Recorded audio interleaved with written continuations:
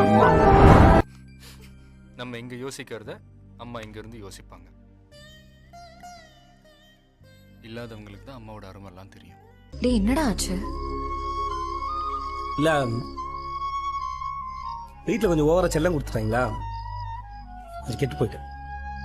மாட்டுக்கு தண்ணி வைக்க கூட ஆள் இருக்கு, உனக்குன்னு ஒரு பய கூட இந்த வீட்டுல இல்ல, ஞாபகம் வச்சுக்க. அதான் நீ எனக்கு இருக்கல மம்மி.